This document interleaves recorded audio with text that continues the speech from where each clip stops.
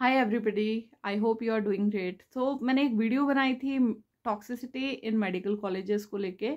तो वहाँ पे बहुत सारे मैंने देखा, बहुत सारे लोग सुपर स्पेशलिस्ट स्पेशलाइजेशन जो लोग कर रहे हैं, इवन वो भी परेशान है जो टॉक्सिसिटी चल रही है। कुछ वहाँ पे कमेंट सेक्शन में आप जाएंगे तो बहुत लोगों ने अपनी सेल्फ एक्सपीरियंस उसमें शेयर करा हुआ है कि मैम हम यहाँ पे पीजी कर रहे हैं, सुपर स्पेशलाइजेशन कर रहे हैं एंड वहाँ पे मतलब किसी के हस्बैंड को तंग किया जा रहा है। कई स्टूडेंट्स इतना परेशान है कि उन्होंने अपनी सीट तक छोड़ दी। तो ऑब्स गायनी के भी रेजिडेंट, उन्होंने सीट छोड़ी।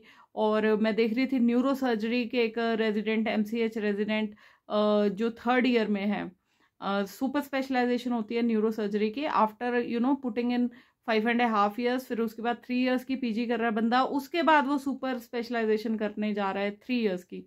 तो थर्ड ईयर मतलब ऐसा डॉक्टर जो कि और न्यूरो सर्जन बनने जा रहा है, उसको ऐसी पनिशमेंट दी गई है जो शायद फर्स्ट टाइम हुआ है। ऐसा मैंने शेयर भी करी है पोस्ट, वो न्यूज़पेपर की कटिंग, कि उनको डबल ड्यूटी देने को कहा गया है थर्ड ईयर में। अब उनके एग्जाम्स हो रहे होंगे, थीसिस बनाए या फिर एग्जाम्स पास करे या फिर वो डबल ड्यूटी दे। तो मैं ना ये सारी चीज़ों के through I was going through all this stuff and comment section. और कई जगह तो मतलब क्योंकि पीजी वगैरह वाले जो लोग होते हैं ना बहुत परेशान होते हैं, तो कईयों ने तो नई नई आईडीज बना के एक एक दो दो दिन पहले की आईडी बनाई है उन्होंने, ताकि वो एनोनिमस रह सकें। क्योंकि ऑब्वियसली आप ऐसे प्लेटफॉर्म पे अगर कमेंट करेंगे आपका पता चल जाएगा ना। तो कई होते हैं ऐसे लोग, प्रोफेसर्स कई होते हैं, सारे नहीं होते। देखिए आई मतलब अकॉर्डिंग टू मी 70% प्रोफेसर्स बहुत अच्छे हैं। उन्हीं उन्हीं की वजह से हमारा मेडिकल सिस्टम टिका हुआ है, उन्हीं की वजह से हमें इतने अच्छे अच्छे डॉक्टर्स मिल रहे हैं कि वो मतलब they are doing miraculous work in medical field, right. But अब क्या करें, 30% है ना। So I was, going through all these things, and I was talking to my colleagues also, and also अब जैसे I am nearing like 40 years, तो I know number of people who are in the field. तो I was like thinking that हमने problem की बात तो कर ली, but solution क्या है ना। तो सॉल्यूशन के ऊपर ये वाला वीडियो होने वाला है कि जो मेरे को सजेशंस मिले हैं या इनपुट्स मिले हैं, जो डिफरेंट पीजी रेजिडेंट्स क्या सोचते हैं, या प्रोफेसर्स एज प्रोफेसर जब वो काम कर रहे हैं वो क्या सोचते हैं, उसके ऊपर बात कर लेते हैं आज, राइट। तो first of all I would like to say this that जो प्रोफेसर्स है वो क्या चाहते हैं आपसे, है ना। जो मतलब मैं 70% जो अच्छे प्रोफेसर्स हैं उनकी बात करूं अगर, तो और जो 30% आई डोंट नो कि उनका मानसिक जो मेंटल वेलबींग है वो वैसा है शायद, कि शायद उन्होंने अपने टाइम में सिस्टम वैसा देखा होगा and they are so conservative या रिजिड कि हाँ यार हमने ये चीज़ें अपने टाइम में सह ली हैं, तो आजकल के बच्चे क्यों नहीं सह पा रहे, ठीक है। तो सबसे पहले मेरे को ऐसा लगता है हर प्रोफेसर या हर इंसान जो भी मेडिकल फील्ड में, वो हर बंदा ना पेशेंट की यही चाहता है कि पेशेंट अच्छे से ठीक हो जाए जो भी हमारे पास आ रहा है। अब इसका क्या तरीका है कि आपको देखिए, पीजी में जब आप जाते हैं तो यू कांट एक्सपेक्ट कि हाँ यार कोई आपको सिखाएगा, वहां आपको कोई नहीं सिखाने वाला। आपको चीजें खुद करनी है, खुद सीखनी है। Like more you work, more experience you will gain, and that is the crux of this PG studies या फिर सुपर स्पेशलाइजेशन। अब हो क्या रहा है कि हमारे पास स्टाफ लिमिटेड है, तो जब फर्स्ट ईयर जो पीजी रेजिडेंट जो जाता है तो उसको बेसिकली ना क्लैरिकल वर्क में घुसा दिया जाता है, ठीक है। बट अब क्या करें, वहां पे स्टाफ ही नहीं है, ठीक है। एंड बाकी उनको एक डेकोरम भी मेंटेन करना है, जैसे प्रिंसिपल्स हैं उनको एक डेकोरम मेंटेन करना है कि हाँ भाई जो भी पीजी करने जा रहे हैं। क्योंकि जो आजकल की प्रेजेंट जनरेशन है, तो कई लोगों को ऐसा लगता है कि हम डॉक्टर बन गए, हमने पता नहीं क्या ही डॉक्टर बन गए हैं। तो हम बहुत ही, कई बच्चे होते हैं ऐसा कि जिनमें थोड़ा सा फैक्टर आ जाता है, या फिर आप कह लो कि ड्यू टू सोशल मीडिया या फिर कुछ भी, कि they have forgotten to respect their professors. तो जो मतलब मेरा डिस्कशन से निकला इसका वो, तो your professors they deserve this respect. But along with that आप लोगों की सिंसेरिटी चाहिए उनको, कि अगर आप पेशेंट को किसी को ट्रीट कर रहे हो तो भैया आपको पेशेंट को बड़े इंटरेस्ट से ट्रीट करना है। आपका जो सब्जेक्ट है आप उसको अच्छे से पढ़ के आइए, प्लस एक जो बेसिक रिस्पेक्ट होती है प्रोफेसर साहब की वो तो आप करना सीखिए। क्योंकि देखिए जब तक आप अच्छे से सब्जेक्ट को नहीं समझेंगे ना, आप पेशेंट को ठीक नहीं, और वो प्रोफेसर भी यही चाहते हैं जो मुझे लगा, ठीक है। अब वो अपने टाइम का वही एक्सपेक्ट करते हैं कि हाँ भाई अब कोई प्रोफेसर आपके सामने आ रहा है और आप फोन पे यूं यूं यूं यूं लगे हुए हो, या फिर कोई प्रोफेसर बैठा है आपके सामने और you are scrolling on your Facebook और इंस्टा और whatever social media you are using, right. तो एक बेसिक रिस्पेक्ट होती है कि भाई साहब कोई जब आया है तो आप उनको एटलीस्ट रिस्पेक्ट तो दीजिए। रिस्पेक्ट का साइन आजकल की डेट में यही है कि अपना फोन साइड में रख दीजिए, प्रोफेसर अगर कोई बात कर रहे हैं तो आप उसको सुनिए तो सही, ठीक है। और सेकंड थिंग इज कि जो भी आपको काम दिया जाता है, जो आपके लाइब्रेरी डिजर्टेशंस हैं या फिर कोई भी आपको असाइनमेंट्स दिए जाते हैं, पीपीटीज आपको बनाने होते हैं, तो वो जैसा उन्होंने कहा है तो आप थोड़ा सा वर्क करिए। आई नो कि आप फर्स्ट ईयर में बहुत ज़्यादा वहाँ पे जब आप रेजिडेंसी करते हैं स्पेशली गवर्नमेंट कॉलेजेस में वर्कलोड बहुत ज़्यादा है कि आप नहीं, तो मेरे को ऐसा लगता है कि इसमें एक मिडल पाथ होना चाहिए कि थोड़ा सा मतलब जो हमारे प्रोफेसर्स हैं एंड प्लस जो स्टूडेंट्स हैं both should choose a middle pass, कि हाँ यार जो ये करके आ रहे हैं कि हाँ ठीक है आपने एक बार रिजेक्ट कर दिया, आप उसमें प्रपोज कर दीजिए अपने कि हाँ भाई आपका ये मिसिंग है तो आप इसको करके आइए। दूसरी बार बच्चा लेके आ रहा है, अगर वो ठीक करके आ रहा है, अगर 90% वो करेक्शन कर चुका है उसमें, तो थोड़ा सा मुझे लगता है लीनियंसी प्रोफेसर साहब के भी लेवल पे होनी चाहिए। एंड अगर लेकिन 50% अभी भी अगर आपका जो भी आप लिख के ला रहे हो वो गलत है, तो आपको भी थोड़ा सा अंडरस्टैंड करना चाहिए एज पीजी स्टूडेंट कि हाँ यार जो भी ये बोल रहे हैं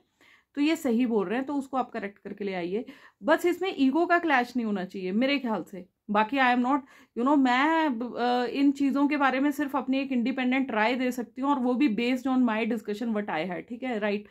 coming to third point is like जो हमारा पीजी रेजिडेंट्स या जो सुपर स्पेशलाइजेशन रेजिडेंट्स हैं हमारे, जो आपका पासिंग क्राइटेरिया है दिस इज वेरी स्ट्रिक्ट। अगर कोई भी प्रोफेसर बिल्कुल ही उस लेवल पे जाके आपकी मार्किंग करने लग जाए, एग्जाम सिस्टम करने लग जाए, आप लोगों को बिल्कुल ही आइडियल अगर एनवायरनमेंट कोई चाहता है, अगर वो वैसे वाला एनवायरनमेंट में जाना शुरू कर दे, तब तो बड़ा मुश्किल हो जाएगा कि कोई भी बच्चा पास नहीं हो पाएगा। तो ये कहने में आता है कि हाँ कि कुछ स्टूडेंट्स हैं जो बटरिंग करते हैं प्रोफेसर्स की, वो इजीली पास हो जाते हैं, और जो बटरिंग नहीं करते हैं वो हार्डवर्क करते रह जाते हैं।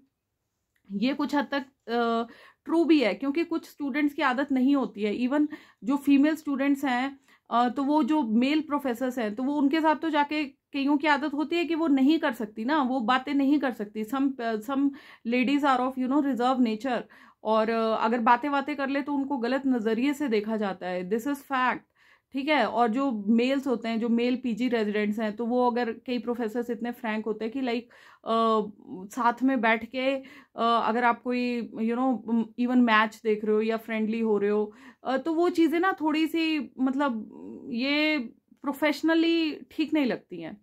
तो ये चीज़ें हैं जो मुझे ऐसा लगता है। बाकी हो सकता है आप लोगों की हेट भी मिले मुझे, आई डोंट नो। एंड बाकी उसके बाद एक और चीज़ है कि कई स्टूडेंट्स कंप्लेंट करते हैं कि जो हमारे स्पेसिफिक कॉलेजेस के प्रोफेसर्स हैं तो वो हमें काम करवाने के लिए भी भेज देते हैं, अपने बच्चों को लाने के लिए भेज देते हैं, या फिर घर के कई काम करवाते हैं। तो वो इसलिए करवाते होंगे, जो मेरा मानना है, क्योंकि उन्होंने अपने टाइम में वैसा वाला सिस्टम देखा है। बट अभी प्रेजेंट टाइम है, मीडिया का ज़माना है, जो हमारे बच्चे नए आ भी रहे हैं मेडिकल फील्ड में, तो वो थोड़े से पैम्पर्ड भी आ रहे हैं, है ना। क्योंकि हमारा टाइम कुछ और था लेकिन अब टाइम कुछ और हो गया है, ऊपर से सीट्स इतनी ज़्यादा बढ़ गई हैं, ठीक है। लेकिन जो हमारा रूरल इंडिया है और जो हमारे गवर्नमेंट मेडिकल कॉलेजेस हैं वहाँ पेशेंट फ्लो भी बढ़ गया है, ठीक है। तो एक एक पीजी रेजिडेंट के ऊपर बहुत ज़्यादा उनके ऊपर इतना प्रेशर आ रहा है, ऑलरेडी पेशेंट्स का तो है ही है, ऊपर से जो बाकी चीज़ें होती हैं वो भी करनी है। तो मेरा ये मानना है कि एक मिडल वे होना चाहिए। मिडल वे में वही चीज़ें हैं कि थोड़ा सा एटीट्यूड प्रोफेसर्स अपना चेंज करें, और थोड़ा सा एटीट्यूड हमारे पीजी रेजिडेंट्स चेंज करें। और एक चीज़ के लिए आपको बहुत ही दिमाग से सॉलिड होना पड़ेगा, बी थिक स्किन्ड, इतना ज़्यादा भी मत सोचिए कि जो आपको थोड़ा सा देखिए, वही बात है कि जब पानी सर से ऊपर चला जाता आता ना, तब तो ऑब्वियसली हर कोई अपनी, आप लोगों को अपनी जान के बारे में पहले सोचना है एंड थोड़ा माइंडसेट चेंज करने की जरूरत है। We can bring this change. अगर हमारे साथ ये चीजें हो रही हैं, आप एज पीजी रेजिडेंट हो अभी, या फिर आप अभी सुपर स्पेशलाइजेशन कर रहे हो, आपके साथ अगर कोई चीज हो रही है, तो एक चीज का अगर हम दृढ़ संकल्प कर लें कि हाँ यार मेरे साथ ये चीज होगी, लेकिन जब मैं बनूंगा तो मैं ये चीज को बढ़ावा नहीं दूंगा। ठीक है, जो अब ओल्डर जनरेशन है उनका टाइम आप खुद देखिए ना, 10 साल और तंग कर लेंगे, उसके बाद तो हमारी जनरेशन का टाइम है ना, आप लोगों का टाइम है जो अभी पीजी कर रहे हैं। तो आप लोगों से चेंज शुरू होगा, क्योंकि जब तक आप लोगों का मेंटल सेटअप चेंज नहीं होगा, जो भी पीजी रेजिडेंट्स या जो भी वीडियो देख रहे हैं, आप लोग ये सोचिए कि हमारे साथ ये चीज हो गई, हमने इस चीज को सह ली, लेकिन जो हमारे जूनियर्स आएंगे तो we are not going to repeat this thing. मेरे को लगता है चेंज यहीं से हम ला सकते हैं, जो बेसिक चेंज है। क्योंकि जो ओल्डर जनरेशन है ना, आप हमारे घर में भी देख लीजिए, हमारे पेरेंट्स जो कंजर्वेटिव फैमिली के हैं, स्पेशली हमारे पापा लोग, कितनी हमारी बात सुनते हैं। जो तो फ्रैंक होते होंगे वो सुन लेते होंगे, बट उनका एक रिजिड एक बिहेवियर है। उन्होंने अपने टाइम में वैसी चीजें देखी हैं। उनके टाइम में ये मोबाइल या फिर ये वाला जमाना नहीं था, है ना। तो हम जो मिलेनियल जनरेशन है, या फिर जो आगे जेनजी जनरेशन है, अल्फा बीटा जनरेशन है, तो हम एटलीस्ट जेनजीस और मिलेनियल जनरेशन, एटलीस्ट हम ये अपनी तरफ से काम कर सकते हैं कि हाँ यार, अगर हमने इस सिस्टम को चेंज करना है, हमने अगर सह लिया है, तो हमें इस चीज़ को आगे प्रमोट नहीं करेंगे। हर डॉक्टर जो भी डॉक्टर बनता है, एमबीबीएस डॉक्टर बनता है, एक हाउस एमडी करके इंग्लिश सीरीज है, वेब सीरीज है, तो ये हर डॉक्टर देखता है ये, ठीक है। तो वहां पे आप देखिए, वहां पे वो जो एमडी डॉक्टर हाउस है, तो उसकी टीम है, उसके पास वो जो करने आए हैं, फेलोशिप वगैरह करने आए हैं, तो वो चीज है कि वहां पे वो भी हार्ड वर्किंग है, वो भी हार्ड वर्किंग है। तो दैट इज, एक टीम की तरह काम करना है हमें, रादर देन एक दूसरे को पुल डाउन करना है। We should work for uplifting our profession rather than pulling down others. This will be in benefit of patients also and our fraternity, and it will help us all, you all in the long run. And हमारा health system भी देखिए, जो आप लोग हैं, आप doctors हैं, आप डॉक्टर्स बन रहे हैं, या प्रोफेसर जो डॉक्टर्स को बना रहे हैं, हम सारे टीचर्स की बात कर रहे हैं। Teachers are the building blocks of the nation. तो सर आप वो लोग हैं। Hope this video reaches out to maximum people so that we can bring even small change. अगर आ गया ना, small fraction of लोगों को ये चीज़ समझ आ गई कि जो यार हमारे साथ हो गया, कोई बात नहीं, आगे हमें ये चीज़ को बढ़ावा नहीं देना है। तो किसी के साथ बुरा हो भी रहा है, अगर बहुत बुरा हो रहा है, प्लीज़ ये सुसाइडल वाली चीज़ें मत करिए। हम इसका एक ही सॉल्यूशन है कि थोड़ा सा हमें ही सर्वाइवल ऑफ द फिटेस्ट वाली बात है कि आपको you have to be thick skinned, कि ठीक है एक बार अब चले ही गए हैं तो बन के निकलेंगे, लेकिन उसके बाद सिस्टम हम लोग चेंज करेंगे। इन्हीं पॉजिटिव शब्दों के साथ भगवान सबका भला करे। हर हर महादेव, जय Shri Ram. Good luck students.